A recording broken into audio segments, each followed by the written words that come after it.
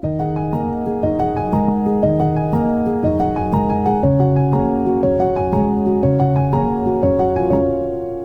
to the relaunch of How to Disaster, the official podcast of After the Fire USA, which is the country's leading authority when it comes to helping communities navigate long-term disaster recovery. You know, this podcast was first launched in May of 2022, and we're certainly grateful for all our loyal listeners since then. And lucky us, today we're relaunching and we get to talk to the founder of After the Fire, Jennifer Gray Thompson.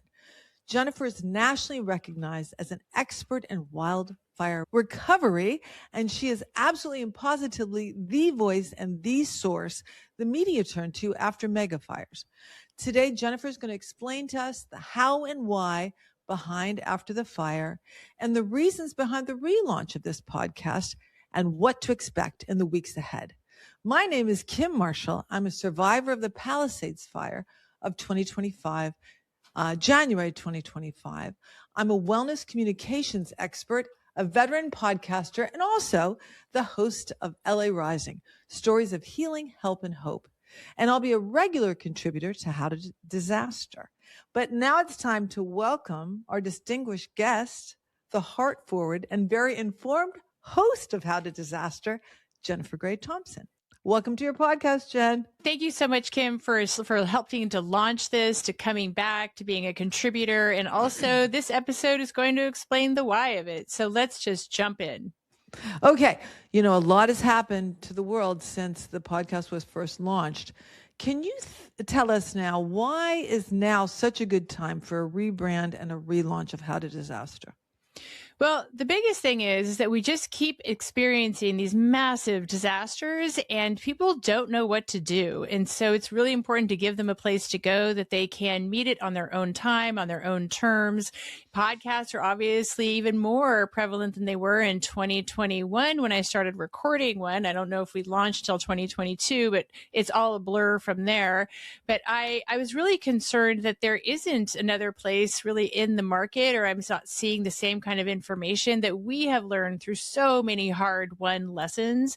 And we really want to share those so that people can feel empowered, so that they can feel resilient, and that just leads to better outcomes for everybody. Yeah. And you know what? So much has happened. Let's face it. In the past decade, wildfires have increased. I learned this from you, more than 250%, hard to say, and doubled in intensity. And I think, did I read over $240 billion in public funds has been spent to help communities recover. So people need help, right? And why is a podcast a way to give them that help? You know, we're big believers and you meet people where they're at. And right now, that's where they're at. They're in the podcast zone, and people enjoy them on their way to work, when they're taking walks, when they are spending time with their families, you know, or whatever they're doing, cleaning their house, gardening. That's the way that people want their information. Yep. And, you know, we don't see people getting newspapers every day. They're really reading them online. And I think they want a break from the visual stimulation, even though this can also be accessed visually. Right. It just seems like the ideal medium really to meet people where they're at. And that's really a big part of our philosophy at After the Fire. And really, Jen, that's how you and I met, because our dear friend at Team Palisades said he literally typed in How to Disaster and found your podcast and listened to every episode. And then what happened with Team Palisades? What did they do? Well, his name is Tony Hawking, and he emailed me. And, you know, in those early days of the fire, I can tell you that we were working 12 to 14 hours a day, answering every possible question everybody could need, and doing a lot of interviews globally and nationally, of course, for LA.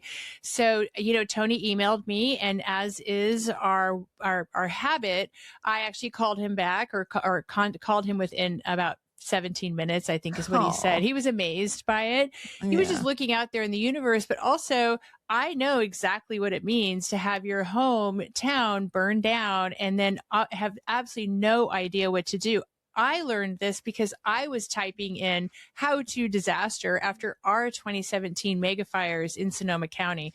So I very much relate to it. And we don't want people to try to walk this alone. We know that they know their communities and that we know disaster. We can make them feel less alone and help them plug into this big community full of people that we call the worst club with the best people.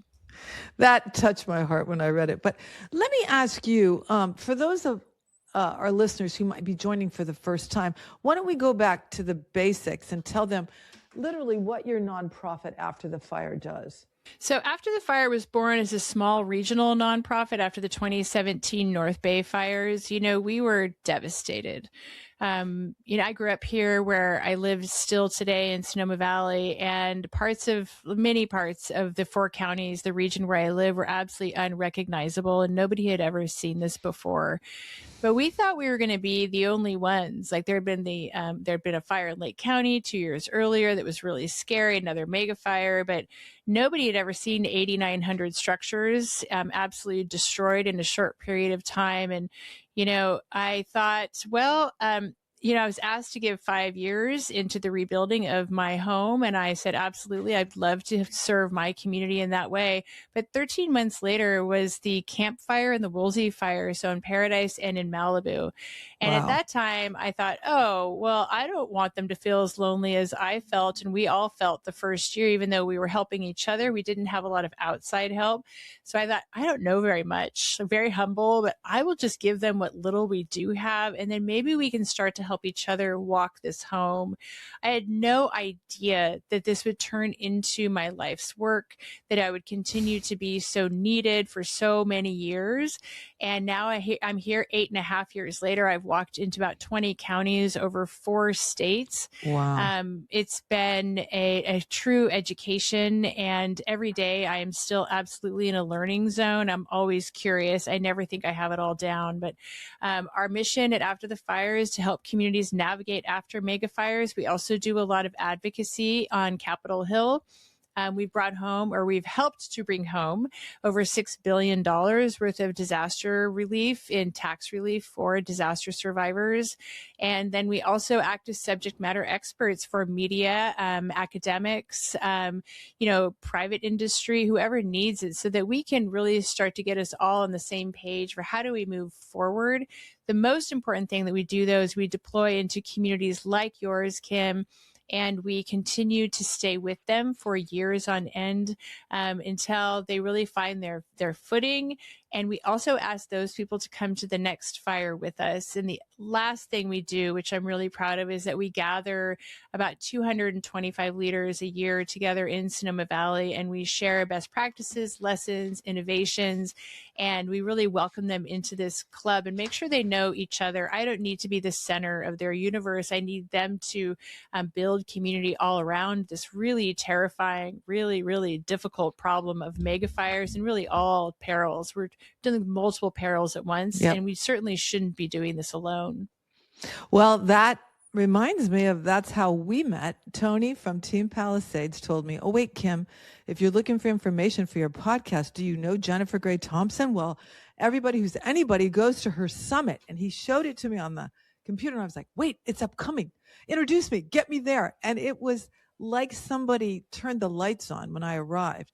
But the one thing that I cannot forget, you don't see it often in this day and age, but After the Fire seems to me one of the defining descriptions is it's human centric.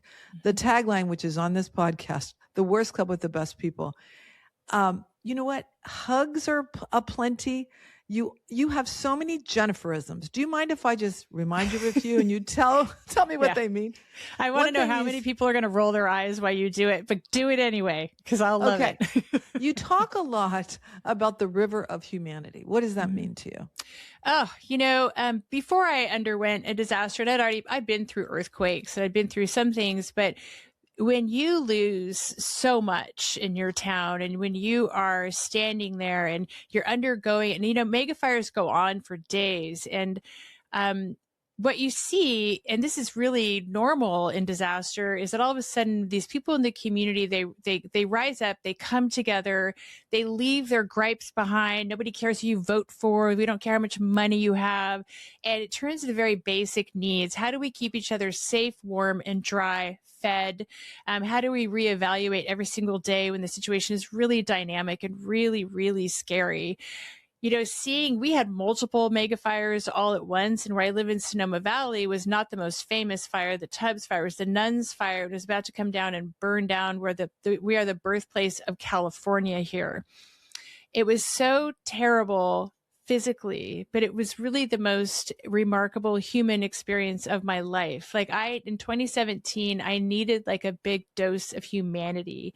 And I saw that my community of Sonoma Valley, because we are sort of cut off from the rest of Sonoma County, we're off the freeway, that we came together so beautifully every single day. And I knew that I could count on my neighbors, the people I grew up with. I could watch them actually serve each other, like people serving immigrants who are afraid to come out of their house, and these farm boys in big trucks, like tears streaming down their face, because we were all trying to do the right thing. And it was not anything that was a heavy lift in that way, because we were all doing it together.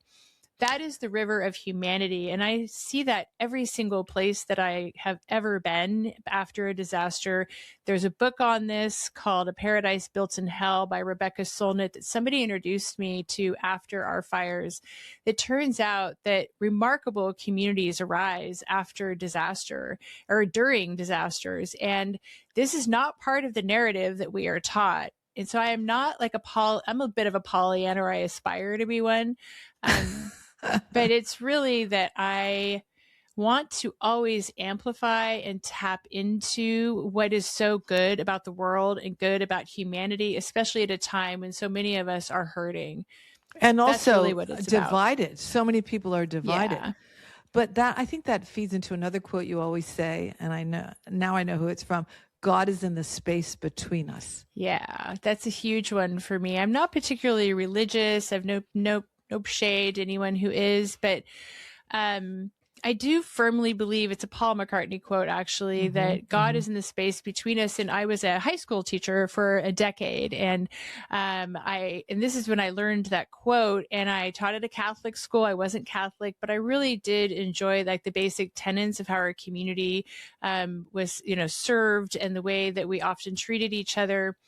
That quote has actually sustained me through so many things. And I firmly believe that we have choices about how we fill up that space between us. We can do it negatively, we can try to harm, or we can fill it with love and care. And it that may sound trite to some people, but it's the most powerful thing in the world, is to bring people hope, to bring them love, and to demonstrate it, especially in their most vulnerable time. And so God is in the space between us means a lot to me. It's how I try to walk through the world, is to remember that, especially in the most challenging of times. And I have to tell you that for the most part, people haven't let me down. And I can vouch for that. Watching you in action, tell me what collective impact means to you. Oh, well, we can do so. I know it's also, people are like, yeah, I've heard this before, but you see it in disaster, these concepts that were sort of like given to us in memes or whatever on Instagram. But the thing about disasters is it actually shows those in action, and collective impact is so important. Like, we are the ones we've been waiting for. That's a June Jordan quote. Yep. I don't have more of these, just so that you know. I do stop at a certain point, but it's really the idea that like we can do so much more together. And studies have shown that we recover faster together, we rebuild faster together.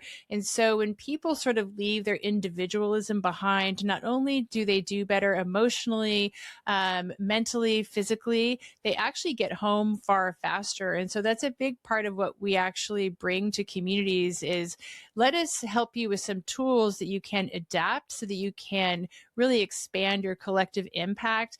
And I also like to say to people, like, I love that for us. Like, what an honor and an opportunity to work beside your neighbors and your family and your friends in order to get people home. Like, that is an honor of a lifetime. It certainly is. I will tell you, in this work and what I've observed in the past year and some months is that there are people vying for attention. Everybody wants the nonprofit dollars. There's a lot of nonprofits that pop up and you kind of go, who's the real people? Who's really making a difference? What do you mean when you say fewer elbows, more hands? Maui has one love language, and the entire the mark for them of success is, did they get their entire ohana home? Did they get their families home? And they will do anything. That will come first every single time. For Los Angeles, really the Palisades and the Eaton Fire in Altadena, and also Pasadena and some parts of San Gabriel Valley, they have certain love languages, but they're actually not that different. Both have really wonderful storied histories where people could be safe. In Altadena, the case was that it was really an impressive place for the Black community, was a very high home ownership, really impressive social justice. Also, Olivia Butler, love that for them. In the Palisades, it was a really safe enclave, especially for the Jewish community to go and to live. And it created sort of a bucolic lifestyle for people. And so it's not just about money or no money. It wasn't that at all. It was really, those were the love languages and things that people wanted back. Having said that, LA absolutely has another love language, which is in fact attention. And it is the most valuable commodity there. And so one of the things that you have to be good at when you're working in LA is that I can't, or my team cannot become attached to the attention, right? That's really important. We've certainly gotten a lot of attention, but we're really careful about not becoming attached to it. In LA, I've never seen like an LTRG have a press conference, or What's an LTRG? Oh, sorry. It's a long-term recovery group. That's another thing we do, is we come and sort of teach you the whole language of disaster. There's a lot of press conferences there, and there's a lot of competition, and especially on Instagram. Like, I remember early days, I would screenshot all the different names for all the ones that had popped up, and no shade to the ones who want to pop up. It was just pretty hard to navigate to figure out, where do we put our attention? Where do we put our attention and our resources, and to really make sure that we are finding people who have, the highest emotional intelligence that we think can pivot really well. And we don't always know, initially. So we've got to spend a lot of time really vetting all of the people and figuring out, like, where can we be helpful?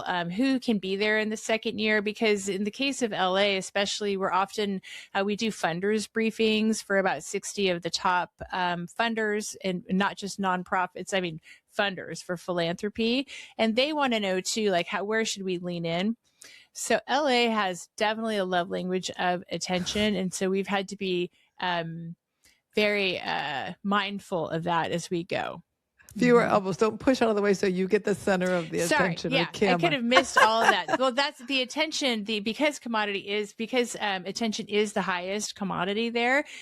There is a natural tendency to want to elbow your way through the next time, because a lot of people in LA they are successful because they're competitive and they're competent, and they get to a certain place because they've exercised these skills so hard. The thing about disaster is that it doesn't actually work for disaster at all. Though, if you are competing with everyone around you, you actually slow the progress. But if you can work together, more hands, you will actually go much faster together. So yes, I have seen that to be true. Now, why do you think, Jen, that people start to believe you? Like, I interviewed for LA Rising, the mayor of Maui, and Hawaiians are a little bit, because of their history, aloof, because they've been, controlled the wrong way in their history. Yep. So now they take their time. And one of the questions I ask him is, why did you trust Jennifer and After the Fire? What have you found? What are people telling you? Oh, well, I just want to say that the trust of Mayor Bisson and the community in Maui is just something that is profound for us, and was an affirmation of the way that we do work, but also something very precious to us. Trust after a disaster is so important, because this horrible thing has just been done to you. Mm-hmm. And we are there to do things for you, and to walk alongside of you, and not to step in front of you. And these are what people need after disaster. And I think that what informs it is because we've lived it. I didn't lose my home in 2017. But I saw my hometown burn, and what I didn't want was people coming in and making me into content. I really didn't like that. And and it felt both personal and impersonal all at once. Like we were all over the news. So like, but at the same time, like we were grieving individually. So we needed privacy. So when we walk into a community, we read the room. Is this the right time? How can we be of service? And if they want a light touch, then they get a light touch. If they want heavy immersion like they do in Los Angeles, they're going to get the heavy immersion. In Maui, we didn't walk in for 4 months because we knew it's an island, and we knew that they were really stretched for resources. And I needed to see, like, when could we be the most useful? And it turns out that's when we could be the most useful. We were having conversations ahead of time. 2 days in was the first time I was contacted by Senator Hirono's office to start to help. But we will not impose ourselves on people. We want them to feel, somebody just described it to us when we were in Maui a few weeks ago. We had like this circle of care. It wasn't called that initially. It was a potluck, on somebody's Aina. But then I didn't expect it to turn into something where the community reflected back onto After the Fire what meant so much to them. We all ended up crying in really good ways. But it was so much about, we were gentle. And we believe in that terrible moment of your life to be gentle and to listen. We don't need to be the smartest people in the room. We don't need to be your heroes. We don't believe in heroes or saviors. The hero and the savior is the community, and our job is to help them lead. So that's really there is no trick to it other than we leave our egos at the door, and we come in and we will listen and really serve the people in front of us.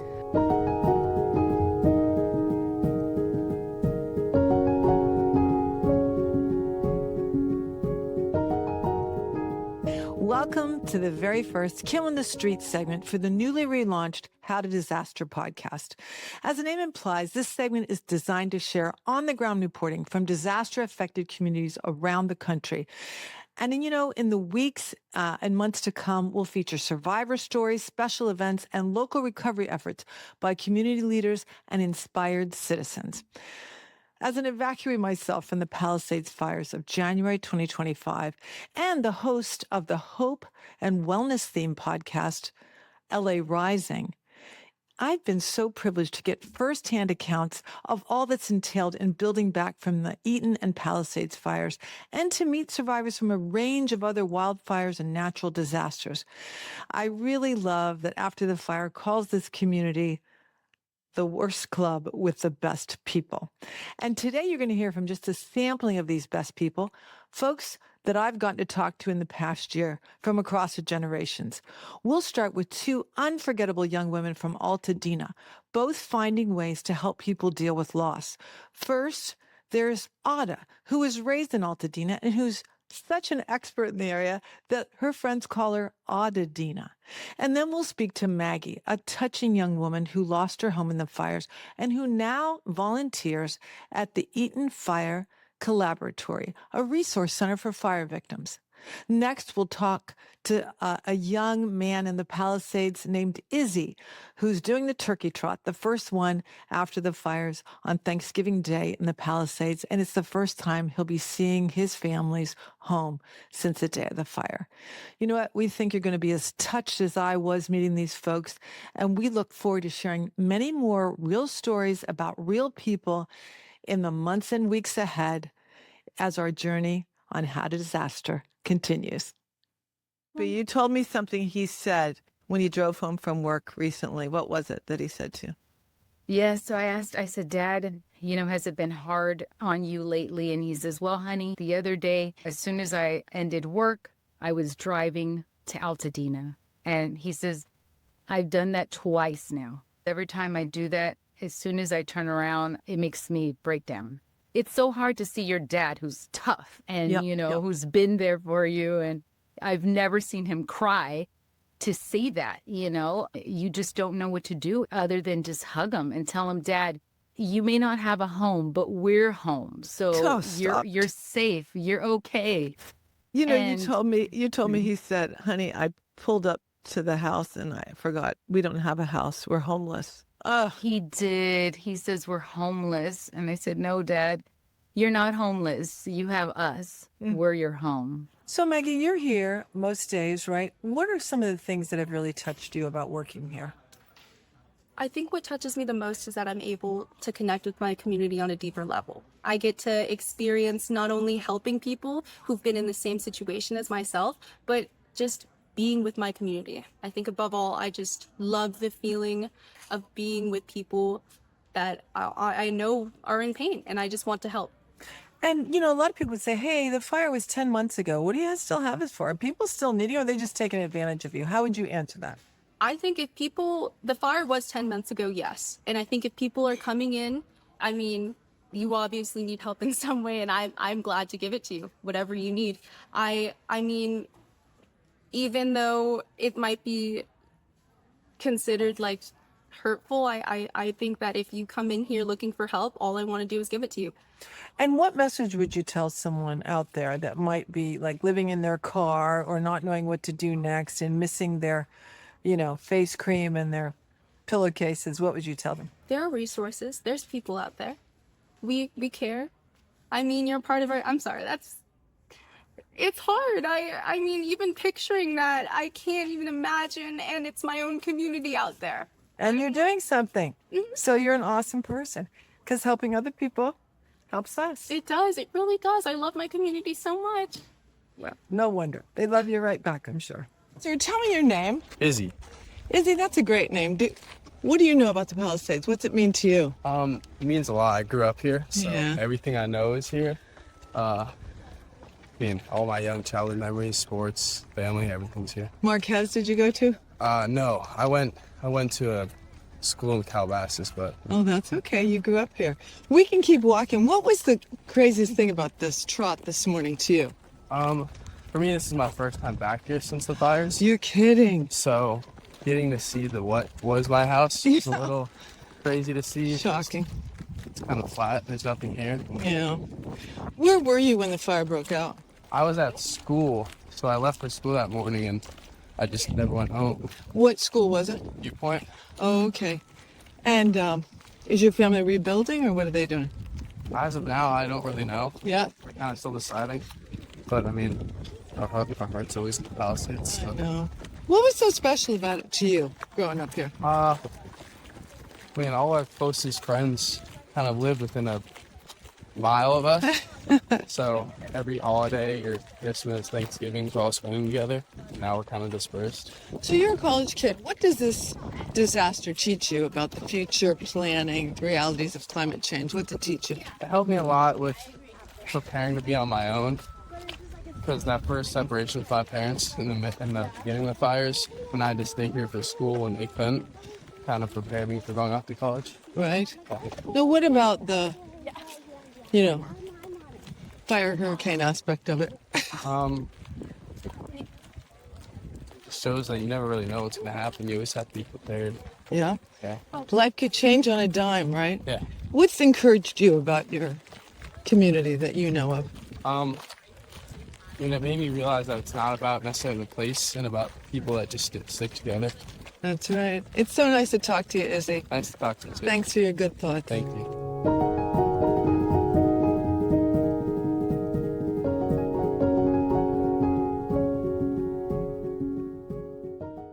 Well, I always tell this story, but I have to anyway, because it's so indicative of who you are. I use my tiny, nonprofit dollars to come up for only one day of the summit. And I thought, why am I doing this? I don't know anyone. I can't even schmooze enough to meet everybody. And I think you noticed that I was sincerely trying to be a part of it. And you were kind enough to say you're running ahead on the schedule. Come on up and describe the podcast, which changed everything. It was so amazing. But the most moving thing of that day, it was the final day, and Mayor Bisson gave the last presentation, and he started to cry, and then you awarded him with a ukulele, which he began to tune and play, and his wife did the hula on stage, and there wasn't a dry eye in the place. Oh, my God. It was beautiful. And I have to say, and our summit isn't just about information and networking. It's really about the emotional side, and the emotional recovery, especially for leaders, is really important. And if people don't have the right attitude, like I literally will not let them come or will not let them come back. You know, like you have to know, you're not there to sell. You're there to convene with others, to make new relationships. We have a very intentional vibe that we set, and we want people to spend time together and to heal in a very safe space while they're also learning really cool things and meeting really wonderful people. Yeah, in the new club. Yeah. Another one of your superpowers, Tony Hawk, and we keep talking about in Team Palisade, says there's a lot of scary things that come up. There's things you've never been through. It's like, we don't know how to disaster, and here we are. And he said that Jennifer has this ability, like in the Harry Potter books, the ridiculous spell. It's a charm that helps scary things assume a humorous, less threatening form, which is then destroyed by laughter. Okay. Well, I think you have to actually have a lot of love for people to do this work. And what will renew that for so many people is actually going through a disaster. And this is my life's work. I really love it. I feel so honored to sit in those rooms and in that spaces and to translate what is really scary into a place where they can manage it in bite-sized pieces. It's not toxic positivity. And it's also like we're consistent. So we say we're going to do, we always do it. Anybody who can't do that can't work for me. Like, if you must be a person of your word, you must show up consistently, and you cannot be attached to whether or not they take your opinion. It has to be up to the people in front of you. People are grown. They are not children just because they went through a disaster. They do have a lot of intelligence about what they need and want. So we are good with that. But are we funny? We are funny. Sometimes darkly so. Well, your travels. If anybody follows you on social media, I think it's After the Fire USA on Instagram and your name, Jennifer Gray Thompson, on LinkedIn. You would see that you're everywhere. I mean, you're not in Sonoma all the time. LA, Paradise, Maui, DC, Chicago. How do you look at your month and prioritize where you should be on any given week, given the fact that there's so many disasters? I don't do a very good job. I'm going to just tell you now. I really don't. I just was looking at my schedule this week, and I had been gone for 6 days, and I do love my husband and my son and my family and my friends. And your house, yeah. My house, and I love my bed, and I love my dogs, and I love my cat, even though he bites me. He's down here judging me right now. It depends on the time. You know, that so much of this work is about showing up, and when people need you, and I've got this. You know, when I had little tiny kids, I could not have done this in the same way, or when I didn't have a partner like my husband, there's no way I could do this. So I look for what's the highest and best use of my time, and then I make some errors of judgment for sure. But I know that I can do it, and I know that I can show up for people, and that is my love language. Like, I like to show up for people, and I like for them to walk away feeling better for what we have brought to the table. The people I surround myself with who are part of my team are much the same. So when I'm able to go and show up for fire survivors or make something, you know, slightly easier for another group, I do. But that also, you know, there's a price that I pay on the other side of that for my personal life. So I'm telling you, I'm just being very human. Like, I don't always get it right. Like, this week I'm a little tired, and I have like 6, 7, 8 flights in the next 7 weeks. So yeah. So it isn't easy, but there are such important things. I read where you, on a recent trip to LA, you visited the NASA Jet Propulsion Lab, and you think, well, why? Tell us why, Jen. Oh, well, you know, JPL is right in Altadena, and they contacted us early on, probably in the first 2 weeks. We were contacted by like a synagogue, KI Israel, by Snapchat, by all these private firms, to ask, like, how do we even do this? Well, it turns out that JPL, about 220 of their families lost their homes.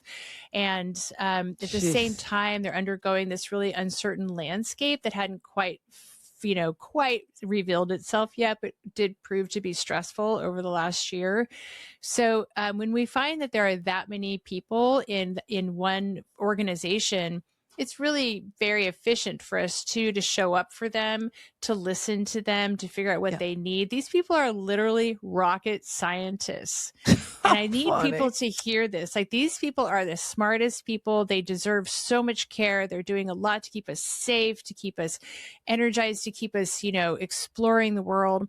But even they don't know how to disaster. And so we do. So it's been an honor to serve them. We've actually been to JPL many times now. Wow. We've done a lot of webinars for them. They call, we come to them because we so appreciate their service. And we also, it's probably a good lesson for people who are out there to think you can literally be a rocket scientist and not know how to disaster, and that's okay. And there are people like me who will be there for you. Well, speaking of being there, you say that after the fire's in there for the long haul. And because it's happening to me right now, I am selfishly asking you, what is the difference between the attitude of the victim, of a fire victim, the first year, second year, fifth year? Can you sort of differentiate it for us? Yeah, it really depends on the recovery. And we actually call them survivors. You have survived something that was really terrible and really scary and really hard, like dealing with smoke damage like you've had to do in your house, and dealing with total obliteration of your neighborhood and where you brought your babies home and where you got married, and all the things that you've mentioned before is just incredibly challenging. And there are certain communities, like there's one that's in a very rural frontier community, that they wanted a lighter touch. They were very suspicious of outsiders. And even though I did buy a truck, because they were not, it turns out rural America didn't love my Volvo. And so I was like, fine, if that's a barrier to service, then I'm going to drive a giant Ram truck. And that does actually seem to work, but they wanted a different style of service, but I still serve them. And when they call me, I come. I am still, working with Paradise all the time. We bring Jen Goodland to Los Angeles. And how long has it been since the Paradise Fire? 5 years? 7.5 years. See? And what is the difference now? What would you say is the mental difference between a Paradise resident that's still there or that came back first year of the fire and now 7.5 years? What's the difference? The first year we call fire brain. It's really hard. Like, people can't keep all this stuff, and they're trying to learn this skill that somebody recently described as like the learning curve is actually like inverts, because it's so hard. It's way harder than actually it should be in our mind. So the first year is really the shock and the trauma and the anger and the grief, and at the same time, you're supposed to somehow be competent and talk to your insurance company, which is not playing nicely too often, and to deal with debris removal and all of this new information, this shared grief, personal grief, all these issues. And so fire brain can last a couple of years, but it's very acute in the first year because you cannot believe this just happened, right? Doesn't matter if you've seen it on TV, that's fine. In the second year, it can get a little crunchy because people are kind of tired. They've rounded the bend of all the anniversaries and Christmases and holidays. They've reached for their decorations, which are no longer there for all of these things. They've mourned their pets, Jen, right? They've mourned the pets that they have maybe lost because they weren't prepared. Yeah. It's the one thing most people will not talk about is the pets that they left behind thinking that they were coming home. It's really one of the most painful things. That and family heirlooms, they feel guilty because they didn't take those. And I say, well, if you knew, you would have, right? And they're like, well, yeah. And I'm like, you just didn't know. So you did the best that you could. And I think that's an important lesson, though. You did the best you could. Second year, it just depends on who you are, but there's still a lot of trauma in the community. And we see, people are really starting to feel the acute financial effects too of it's very much, it's incredibly difficult no matter how much you have or don't have. It is obviously harder the less amount that you have, especially if you're a renter. Please, please, please get renter insurance. Oh my gosh, please. That's one of the hardest things. And people don't have insurance, which we see in homeowners without a mortgage. And renters. And it's agonizing because there isn't a lot there for you. No one's going to make you whole. And so the second year, Many people have not even decided whether or not they're going to come back or what they want to do. Or some people want to come back, but they haven't figured it out financially. And they're maybe still fighting with their insurance companies. But a lot of people lean into community over those first 2 years, and they really find their bedrock in each other and in community organizing. And, about by the third year, they sort of start to hit their stride. So we count year 3 as the closing of year 2, and then it opens into year 3. People, Thank God. their loss of use, their rental reimbursements, all of that. That's usually goes away at that time. People have to make a decision. They're still dealing with some trauma, and then they sort of. That's when we see a lot of the rebuilds actually really accelerate. LA is way ahead of schedule. I know they don't feel like it. There's a lot of anger too that comes through, especially the first 2 years. I know that I didn't even lose my home. And I can tell you that it took me 5 years before I turned around and I was like, I think I'm okay. Like, I'm never going to be exactly the same again, but I don't feel like I'm living in a traumatized space. I think it's different for other people. And I think there's ways to interrupt that to shorten that cycle too. Yeah. You always say that recovery is a layered process, so that we should sort of forgive ourselves and be kind to ourselves, right? Please, please, please be kind to yourselves. Like, watch out for each other, but be kind to yourself. It really does change your life dramatically, especially if you've lost a loved one, especially if you've lost your home or had your home damaged. But really, it's the massive power of seeing what a mega fire can do, or a flood, or whatever disasters you are seeing. And a lot of us went through that globally together during the pandemic. There was the day before they shut everything down, and then there was the day after. And we went through years of, dealing with what would come out of that, or what happened from it. And disasters in communities aren't really any different. And our job is to really walk alongside of you and hopefully lighten your pain load and make sure that people do not feel alone, because that is a huge danger in disaster, is feeling very lonely. And that's the one thing you can do, is minimize that. And so for our listeners, I had a friend who lived in a nice little town in New Jersey, raised his kids there. They're grown now. And he was away on a ski trip, and his teenage son just happened to be home, and the house burned down from an electrical thing, and called his parents and said, there's smoke in the house. Well, get out. And he went back in to get the cat, and the cat was nowhere to be found. But the first thing I said to him is, go to afterthefireusa.org and look it up and see their tips. But we can't go on forever, although we could. But I want to whet the appetite of our listeners with what they can expect in the weeks ahead. You're going to do weekly podcasts. They're going to be rich with information.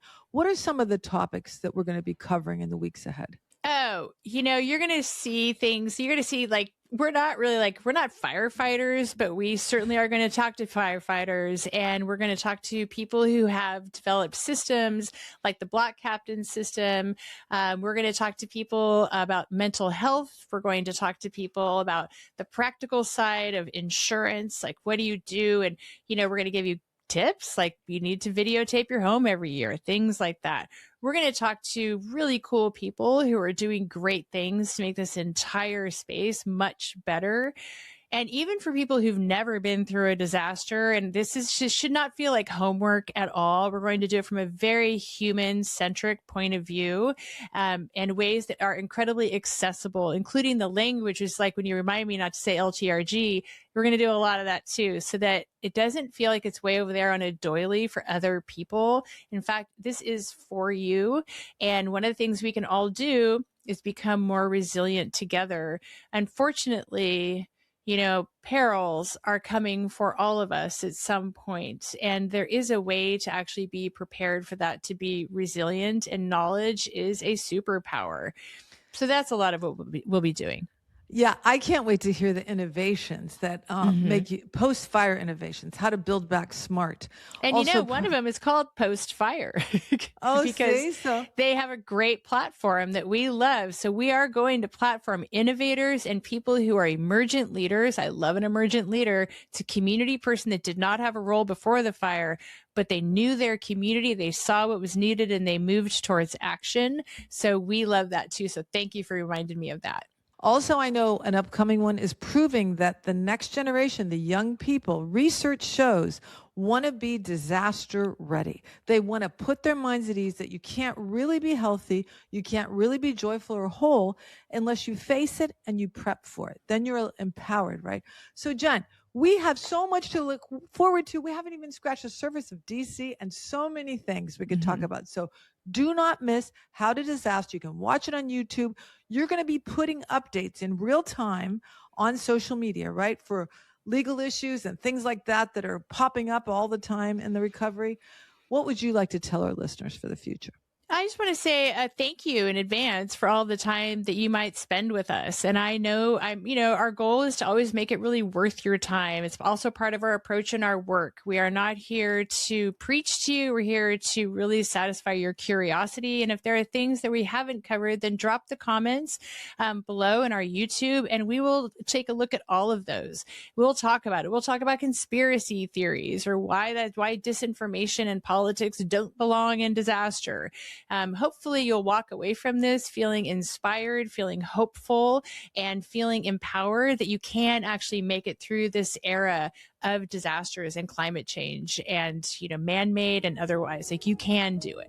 Yeah, and you can be part as a supporter or someone that's been through it of the best club, the worst club with the best people, of the worst club with the best people. It's a hard one. Yeah, it's a hard one, but it's worth the effort. So thanks for listening. Thanks for tuning in, and stay tuned for the weeks ahead. Yeah. Thank you so much, Kim.